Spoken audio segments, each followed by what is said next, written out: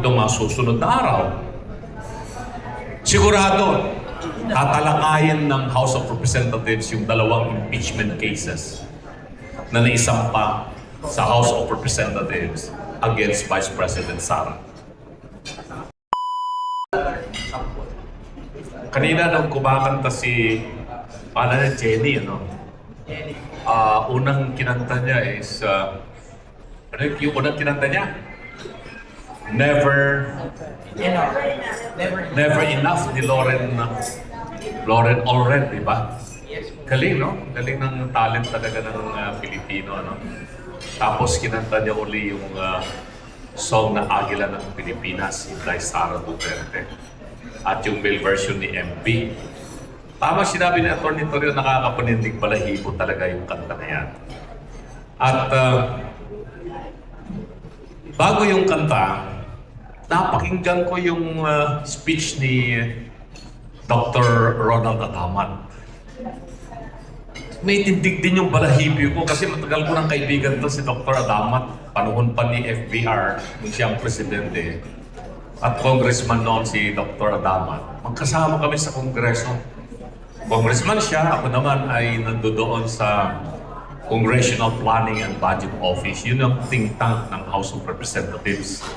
Kami yung mga staff doon na gumagawa ng mga draft ng mga magagandang mga batas patungkol sa foreign policy, tungkol sa economy, development. So nakikita kami doon ni Dr.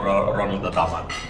At nagkasama kami ng ilang beses sa mga iba't ibang mga organisasyon at mga ibang mga komisyon. Nagkasama kami sa Constitutional Commission para baguhin ang saligang batas ng Pilipinas noong 2005 and then noong 2006.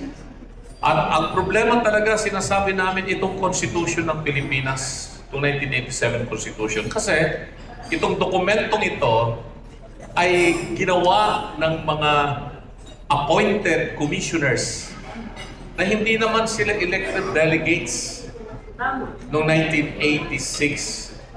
They were appointed in order to craft a fundamental law that did not serve the Filipino people, but it serves and continued to serve the interests of a few groups of individuals whom we call the oligarchs.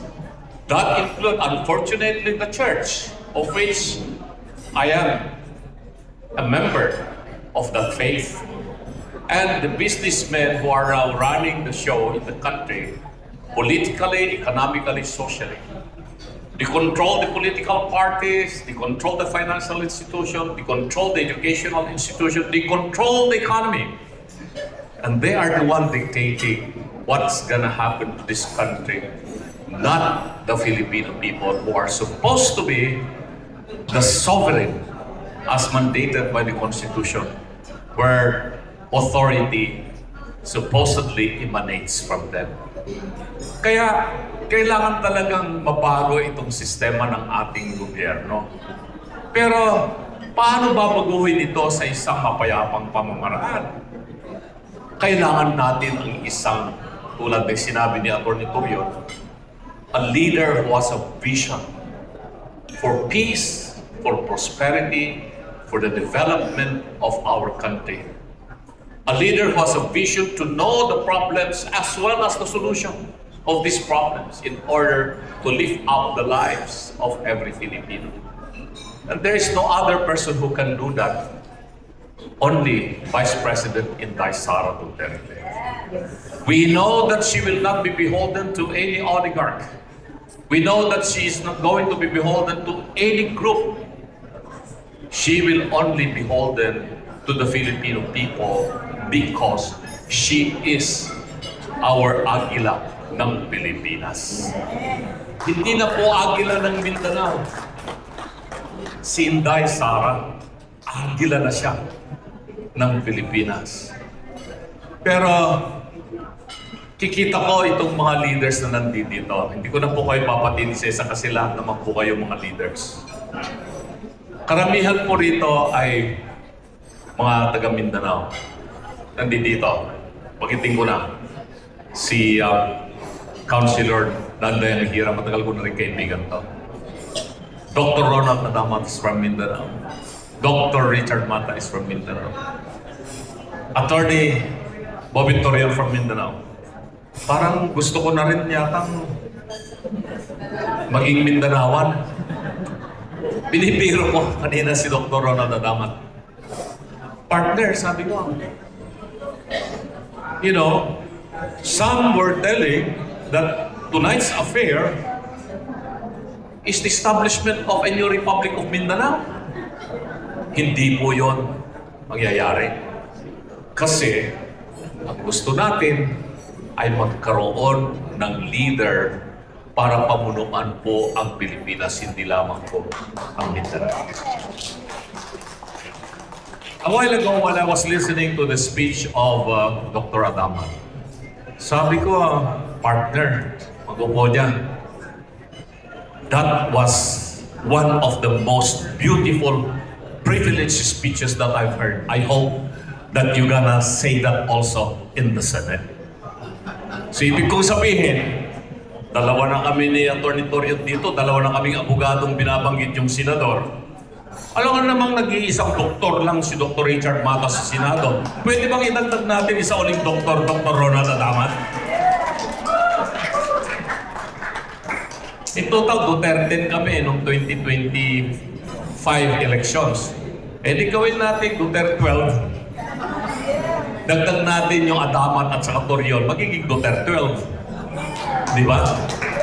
Well anyway, mga minamahal na kababayan, kailangan po ninyong malaman itong mga problemang darating sa atin. Itong mga susunod na araw. Sigurado, tatalakayin ng House of Representatives yung dalawang impeachment cases na naisampa sa House of Representatives against Vice President Sara. Ako, dahil binanggit ko na rin na naging trabahante ako dyan sa Kongreso ng Pilipinas, marami pa rin po tayo mga nakukuhang impormasyon dyan sa mga ibang membro ng Kamara, mga congressmen, at mga ibang mga high-ranking staff or consultants dyan sa House of Representatives. At talaga pong tutuluyan po nila na i-impeach si VP Sara. May mga ibang mga congressmen dyan na dati ay pumirma doon sa na-declare na unconstitutional yung ginawa nilang impeachment na dinala sa Senado. Reluctant po sila. Ayaw na po nilang pumirma sa impeachment. Kailangan kasi, para dumiretso kagad ma-fast track, express, mapunta sa Senado yung impeachment, at least one-third of all the members of the House of Representatives will sign and endorse this impeachment in order that it's going to proceed to the Senate forthwith. Eh, medyo yung mga iba, hindi nila matake na uulitin yung kanilang pagkakamali. Dahil alam naman natin lahat na ang kapalit ng kanilang pagpirma doon sa naunang impeachment complaint na dineclare na unconstitutional ay may kapalit na pera. At binanggit yan ng mga ibang mga kongresista na binanggit na kapalit ng pagpirma nila doon sa impeachment complaint ay magkapalit na pera. Perang public works. Perang flood control. Hindi po nila yon may tatago. Alam na po ng taong bayan yan. At lahat po ng mga membro ng Kongreso ay suspect sila na nakatanggap. Eh, ano ngayon ang mangyayari? Kung pipirma uli sila, meron bang panibagong tanggapan na naman ng bilyong-bilyong pera ng taong bayan para sa impeachment ni VP Sara? Malamang, ganun po ang mangyayari. Pero dapat po ninyong isipin na yung malaking problema ng korupsyon sa ating bansa, kahirapan ng ating mahigit 60 milyong mga Pilipino at mga batang mga mag-aral na wala po silang sapat na silid-aralan. There are more than 160,000 classroom shortage ang Pilipinas ngayon. Halos hindi makapag-aral yung ating mga anak ng maayos dahil sa kakulangan ng facility sa education. Pero lahat po itong pagkukulang ng pamahalaan, itong gobyernong nasa kasalukuyan ngayon, gusto po nilang mapagtakpan yan. And one way for them, in order to divert the attention of our people from these chronic problems that beset our country today, is again to impeach Vice President Sara. And we are going to have Isa Arzuela in the Senate. Kausap ko yung may ibang mga senador na mga kaibigan po natin. They are under extreme pressure. Kung ano-ano na yung kanilang mga tinatanggap ngayong pananakot, andiyan huhuliin sila, meron silang warrant of arrest ng nakatenga, whether warrant of arrest galing doon sa ICC dahil o kaya ay warrant of arrest na i-issue ng Sandigan Bayan on charges of malversation of public funds with falsification of documents which are non-bailable. So lahat po ito ngayon ay problema rin pong inaako ng ating mga mahal na mga senador na sa tingin po sa atin ay kasama po ito sa kanilang game plan. Kaya masakit man isipin, ako nasasaktan talaga ako dahil kabahagi ako ng paniniwala ko bilang isang Kristiyano, bilang isang Katoliko. Itong simbahan na aking pinaniwalaan, magmula po ako ay namulat, nagsilbi po akong sakristan ng mahabang panahon habang ako ay nasa high school. Na ang paniniwala ko itong simbahan kong ito, ang siyang talagang magsasalba ng kahirapan ng ating bansa. Pero hindi po yun ang kanilang ginagawa ngayon. Sila po ngayon ay kasama sa grupo upang pabagsakin si VP Sara. Bakit? Dahil gusto po nilang makontrol ang pamamahala dito sa ating bansa. Pero hindi po sila kumikibo pag ang pinag-uusapan po ay korupsyon ng kasalukuyang pamahalaan. Tahimik po ang simbahan pag pinag-uusapan na ay tungkol po sa korupsyon sa flood control, korupsyon sa BIR, korupsyon sa customs, korupsyon sa lahat ng ahensya ng pamahalaan. Tahimik po sila. Pero pag ang pinag-uusapan ay tungkol kay VP Sara, maingay po yung simbahan at doon po ako ay nalulungkot.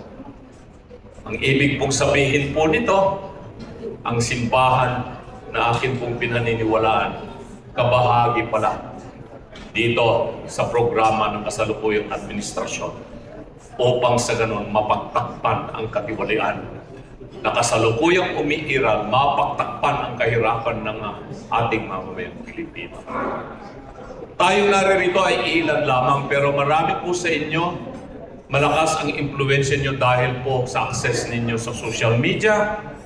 Yung mga nasa mainstream media naman, nandito nabanggit SMNI, ABS-CBN, Billionaire News Channel.